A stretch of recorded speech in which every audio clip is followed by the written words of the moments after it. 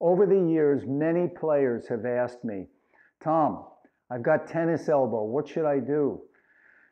Now, I've had tennis elbow and I know the feeling. It's not fun. Now, I'm not a big fan of cortisone injections or having an operation on your elbow. I much rather prefer the natural method. And when you learn what's causing it and how to prevent it, you've solved your problem for a lifetime. You'll never get tennis elbow again. So when you go for a cortisone injection or an operation, you're not learning anything, how to prevent it in the future. And if you don't learn that, you're going to get tennis elbow again, or you're going to really do some serious damage to your elbow. Okay, here are my recommendations.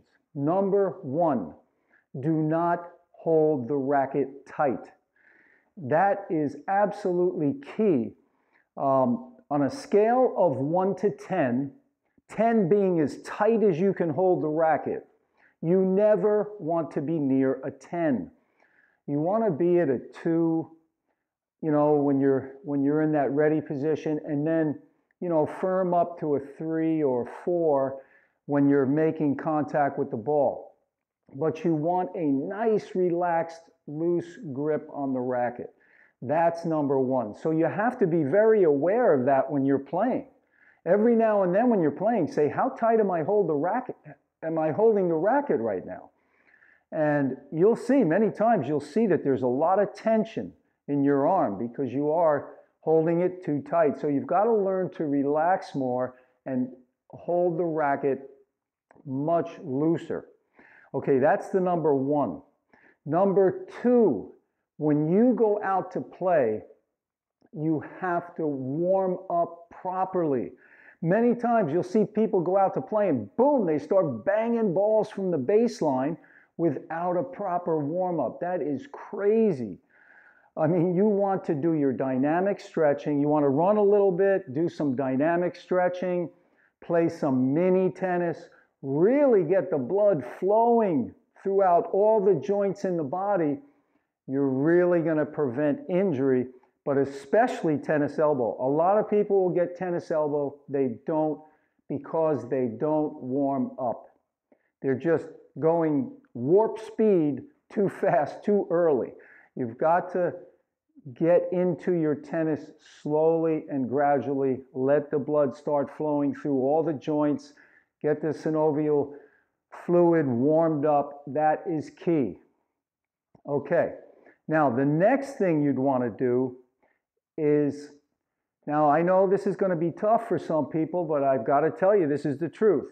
When you eat animal-based foods, too much and overabundance or overconsumption of animal-based foods, it causes an acidic reaction in the body, which causes inflammation. Tennis elbow is inflammation, okay? So you want to cut back on animal-based foods and again, try and incorporate more plants into your diet.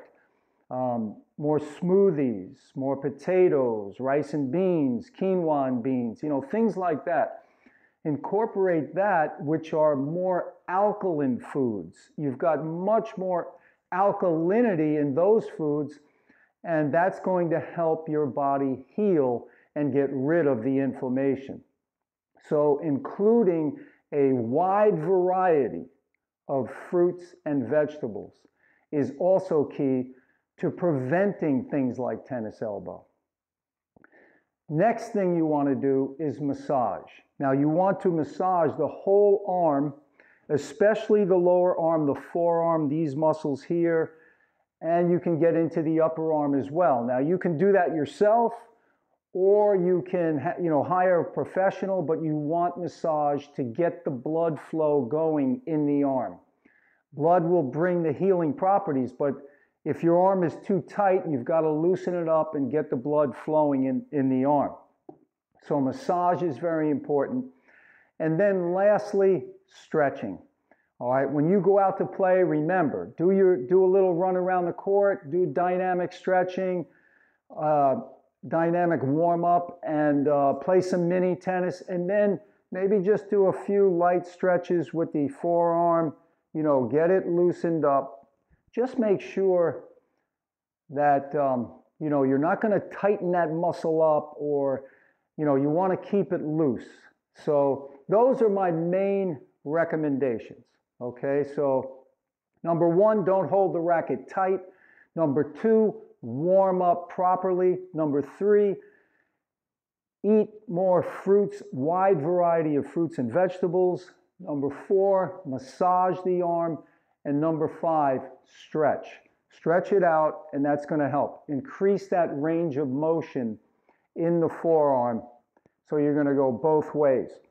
So those are my recommendations. This is something that can be prevented.